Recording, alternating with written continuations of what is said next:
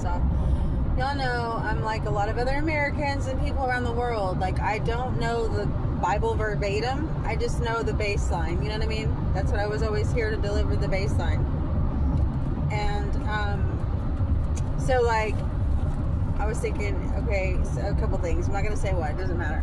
But the Lord reminded me about Luke. I want to say it's chapter 12, where He does say, like, do not worry about anything to say in terms of just anything.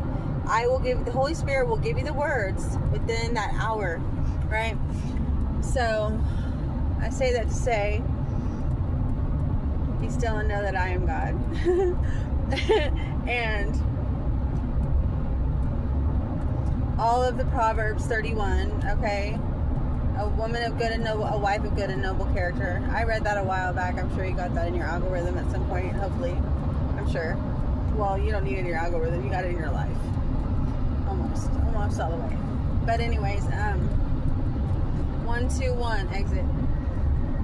So, yeah, so, I mean, and I was listening to That's Good Pain right now. You know, he's saying, like, we embody the word. We do. I mean, we're just the living, walking, breathing testimony.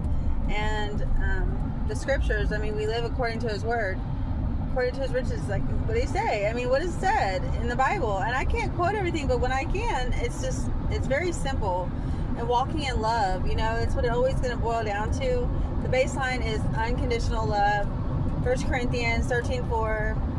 Y'all go look at that if you don't know. That is literally where I went, you know, just not that many years ago, to figure out what love was, because when I realized my life was completely loveless and evident with no one around, the more and more I was living, trying to figure things out, the more I was realizing it was completely loveless. So that I went to the Word, and that's where I found out how to truly love. And again, I want to mention, I really have a lot of people that I know and I can see, on YouTube and stuff, old friends of mine and stuff, that picked up their cross, and they made all kinds of channels and stuff. And the ones that I see that are speaking truth, that are speaking clarity and giving peace and not stirring up, you know, fear and anxiety and threatening people indirectly. I mean, I see a lot of y'all prophet and prophetess fakes coming through trying to scare people. Y'all are out of there, okay? But the rest of you, I'm proud of you. You know, I know what happened through, as far as, you know, everybody being separated from me, but the Lord needed to do that for many reasons.